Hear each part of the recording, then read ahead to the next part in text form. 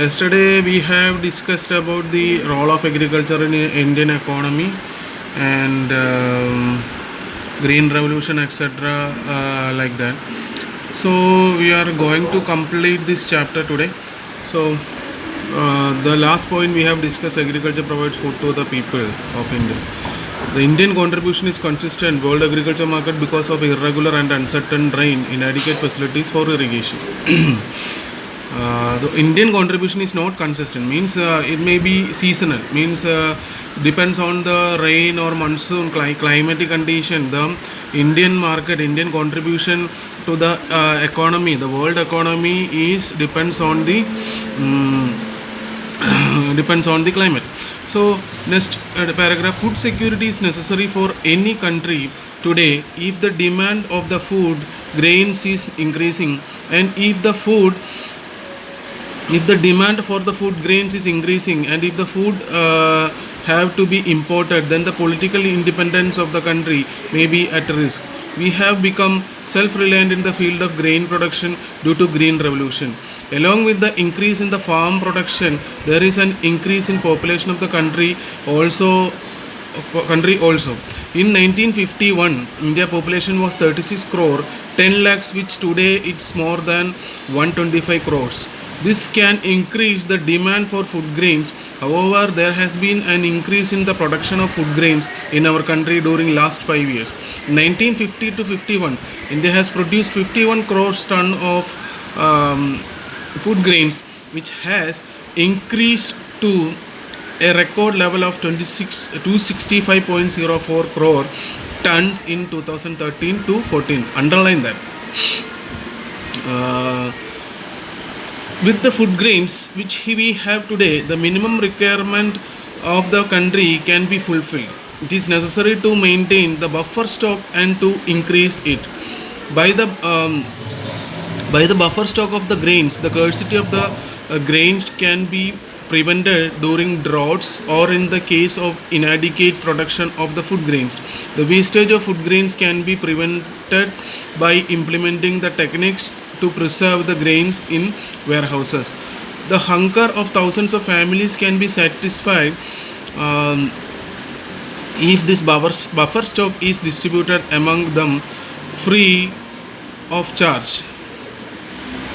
It is a strong necessity of the time to stop it. It is a good beginning that the government has made the provision to supply the food grains up to the poor people through the Food Security Act.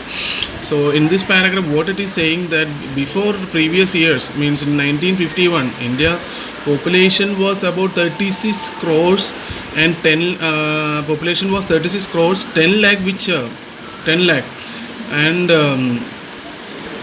today it is higher than that. So buffer stock, what do you mean by, you heard this name buffer stock? Buffer stock means that we have stored in the warehouses, that is known as buffer stock.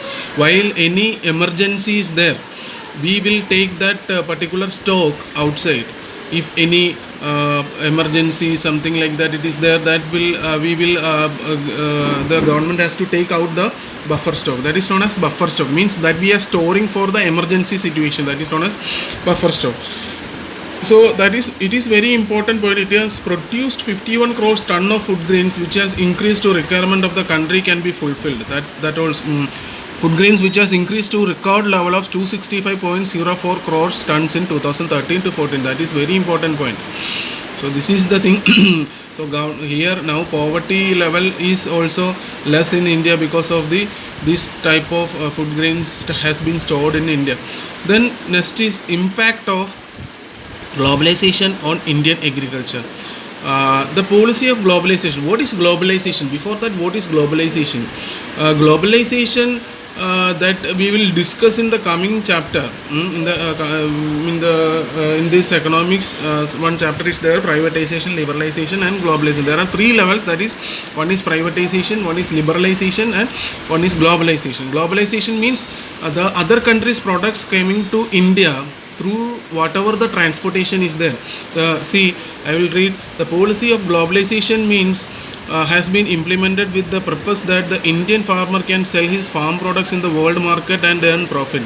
Many changes took place in the agriculture fields due to the globalization. The process of export-import crop production is made very simple. Cotton, chilies, and till are now available in Chinese market, and various fruits from world are now available in Indian market. The costly genetically modified BT seeds sold by the multinational companies are now available in India.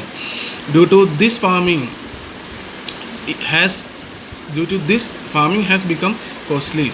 The production of cotton and maize has increased. With the import become smoother, the domestic farm products have to face tough competition. Some products have gained global markets, hence the necessity of registration of their patents. It is necessary to register quantitative farm products as national patent in the world market. It is necessary to register quantitative farm production as national patent of the world market. To face the competition in the agriculture products global markets, India will have to adopt new technology and concentrate on quality. A series of planned steps will have to be taken to increase the economic prosperity and solidarity of people.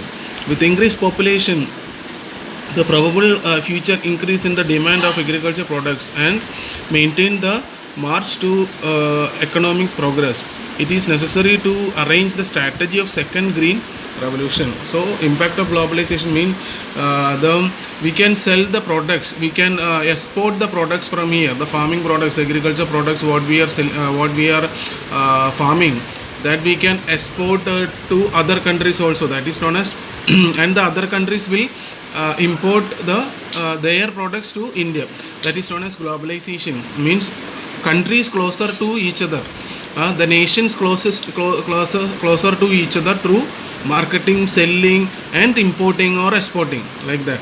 So that is impact of globalization in India agriculture. In agriculture, the agriculture market is BT seeds. What do you mean by BT seeds? BT seeds means the chemical through the chemical fertilizers, whatever the seeds are preparing, that is known as BT seeds.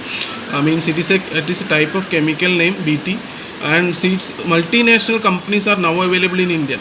So MNCs are also available in India. Reliance is an MNC company, an Indian company, and Aditya Birla Group is an Indian company, that is also an MNC. Due to this, farming has become costly. The production of cotton and maize has been increased.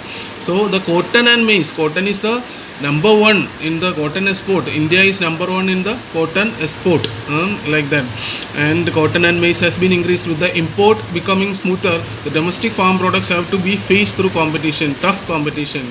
Means the domestic this agriculture has to be faced tough competition because of the globalization. Some products have gained global markets, hence the necessity of registration of their patents. Patents means what? Patents means the rights of the product to import or export. So that is written, some products have gained global market, hence the necessity of registration of their patents. So some products have to register their patents. Their registration is needed for the import and export. It is necessary to register quantitative farm production as national patent in the world market. National patent is required for the selling the product in the world market. So that's all. So prepare the question answers. This group, these important points will be shared, and whatever that I have underlined, you study well. Then you see this answer the following in details. Write note on type of agriculture, different types of agriculture we have discussed. Then institutional reforms, this is very important. And global market and Indian agriculture, this is also very important. Then wheat crop of India, describe the wheat crop of India. Then state about oil seeds crop of India. Then write 2 points answer. Why is the more inclination for organic farming? Then give the difference between kharif crops and rabi crops, that you all know. Means in textbook in the beginning of the chapter we have discussed. Then coming to the paddy is the most important, explain.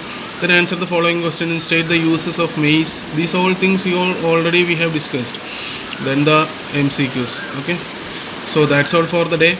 So you prepare well, and I will conduct the exam for the next chapter, that is I think so, that's natural resources, I think. So that chapter I will take a test. I will inform the date to you. So prepare well. Okay, thank you.